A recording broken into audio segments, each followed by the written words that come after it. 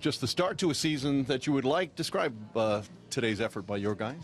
The effort was outstanding. We went up against a very good pitcher in Quintana, who, other than that one inning, actually pitched really darn well. So to put up 6 runs against that type of pitcher is a great effort by the offense.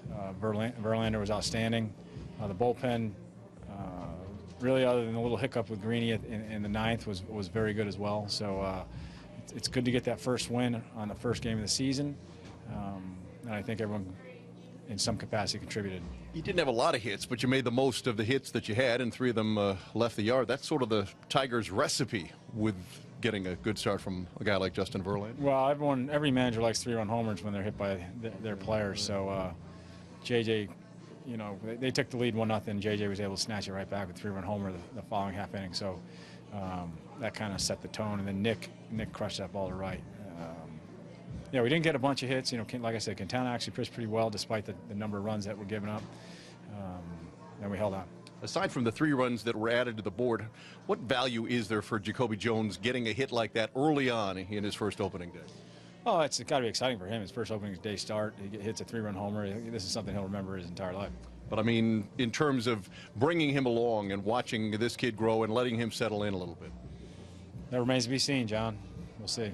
All right, Justin Verlander did his Justin Verlander thing. He seemed to have, great velo early on today. He was pumped up a little bit. He did. He had good velocity the whole game. The last couple innings he came out, it took a few pitches to get loose, but his velocity creeped back up again during the course of those innings. He was just at a point where it's the first start of the season. He's coming out of spring training, hadn't thrown more than 90 pitches. We didn't want his pitch count getting too high. You mentioned Shane Greene starting the 9th. What was your thought process going with Greeny as opposed to coming in with K-Rod? Well, I don't want to use K-Rod. This is a long season. I don't want to use K-Rod in a non-safe situation for the most part. If we're in September and trying to clinch something, that's a different story. But in April, we need to have K-Rod the entire year, so I'd rather not use it. If Greeny can get through that inning, we can save an inning for K-Rod. That helps down the road. It wasn't his day, but you like the potential for Shane Greene in those kinds of settings? Well, I think ideally Greeny would actually pitch a little earlier in the game. It was just a non-safe situation, so we felt like he was our best option down there at the time. You lost Justin Upton. What happened to him? He did something to his knee on one of those balls in the outfield to him in the outfield, left field. We don't think it's anything major. The doctor looked at it, but we'll see how he feels in the morning. More of a strain than a bruise? I don't think it's really a bruise. I don't know if I'd classify it as either one.